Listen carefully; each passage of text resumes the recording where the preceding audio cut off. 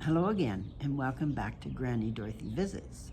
Today's topic is 10 rules for getting effective results from prayer. And the first reading from Louise Hay's Everyday Positive Thinking. And the author in this case is Tavis Smiley. When life presents more challenges than you can handle, delegate to God. He not only has the answer, he is the answer.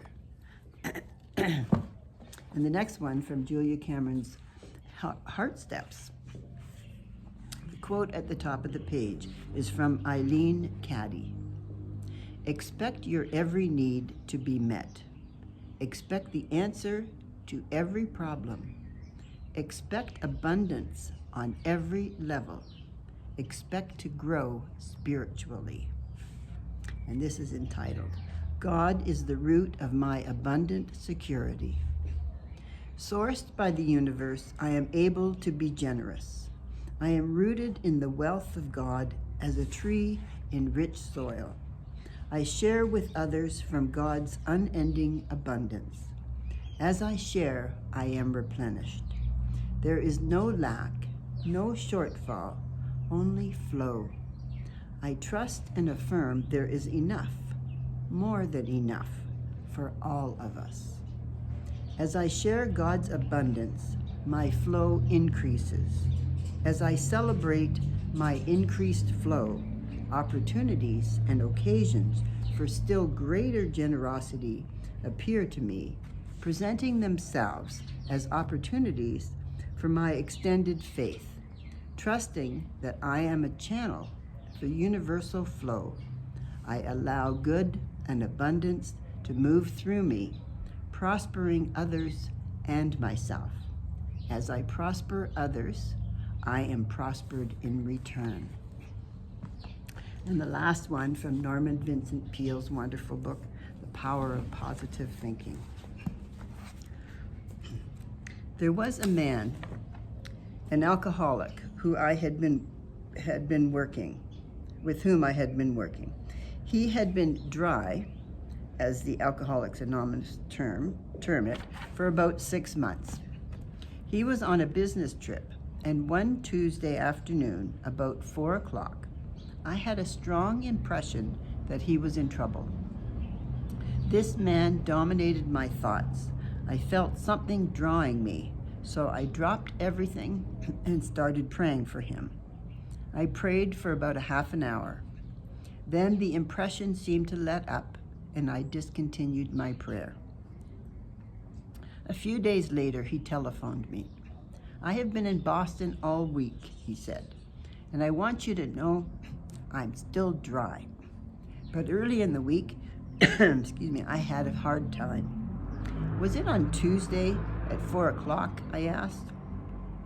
Astonished, he replied, Why, yes.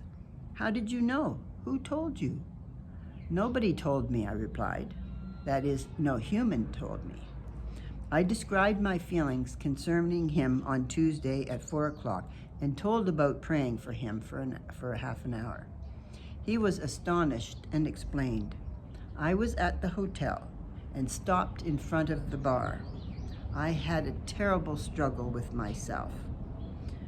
I thought of you, for I needed help badly right then, and I started to pray.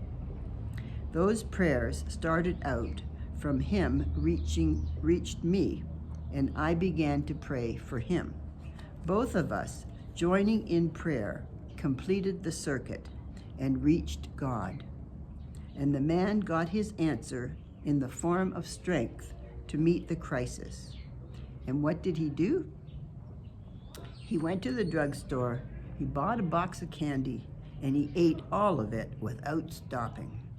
That pulled him through, he declared, prayer and candy.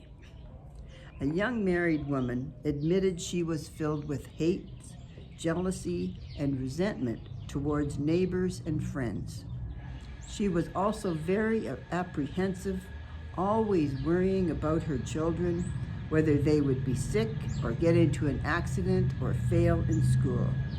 Her life was a pathetic mixture of dissatisfaction, fear, hate, and unhappiness. I asked her if she ever prayed. She said, "Only when I get so up against it that I am just desperate. But I must admit that prayer doesn't mean anything to me, so I don't pray very often."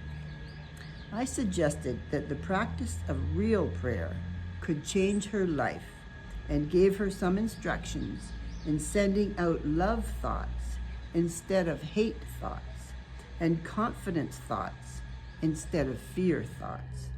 I suggested that every day at the time for the children to come home from school, she pray and make her prayers an affirmation of God's protective goodness. Doubtful at first, she became one of the most enthusiastic advocates and practicers of prayer I have ever known. She avidly reads books and pamphlets and practices every effective prayer powering technique. This procedure revamped her life, as is illustrated by the following letter which she wrote me recently. I feel that my husband and I have both made wonderful progress in the last few weeks. My greatest progress dates from the night you told me that every day is a good day if you pray.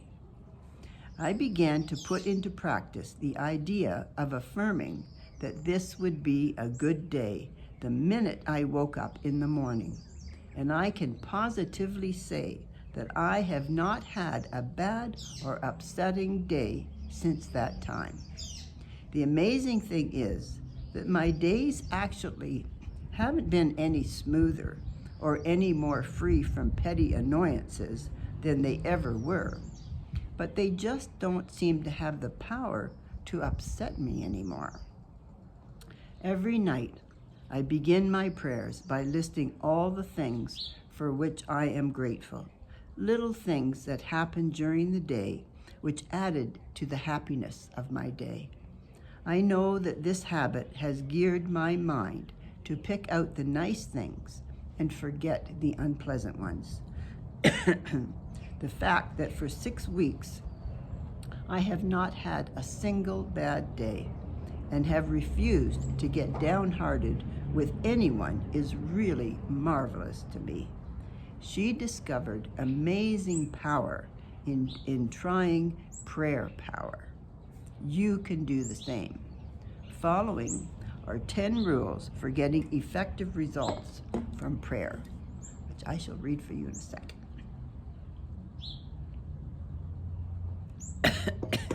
Okay. Number 1. Set aside a few minutes every day. Do not say anything. Simply practice thinking about God. This will make your mind spiritually receptive. 2. Then pray orally, using simple, natural words. Tell God anything that is on your mind. Do not think you must use stereotyped pious phrases. Talk to God in your own language. He understands it. 3. Pray as you go about the business of the day, on the subway, or on the bus, or at your desk. Utilize minute prayers by closing your eyes to shut out the world and concentrating briefly on God's presence. The more you do this every day, the nearer you will feel God's presence. 4. Do not always ask when you pray, but instead affirm that God's blessings are being given, and spend most of your prayers giving thanks. 5. Pray with the belief that sincere prayers can reach out and surround your loved ones with God's love and protection. 6. Never use a negative thought in prayer. Only positive thoughts get results. 7. Always express willingness to accept God's will. Ask for what you want, but be willing to take what God gives you. It may be better than what you ask for. 8. Practice the attitude of putting everything in God's hands. Ask for the ability to do your best and to leave the results confidently to God. 9.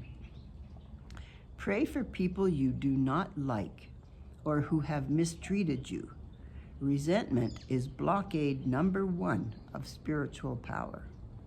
And 10, make a list of people for whom to pray. The more you pray for other people, especially those not connected with you, the more prayer results will come back to you. So that's wonderful. I especially love number 5, the one about when you pray for your family and picture them being enveloped with God's arms and God's love. That's wonderful. That's what I wish for you is lots of love in your life and happiness and joy, peace and kindness. Until next week, I send you my love. Bye for now.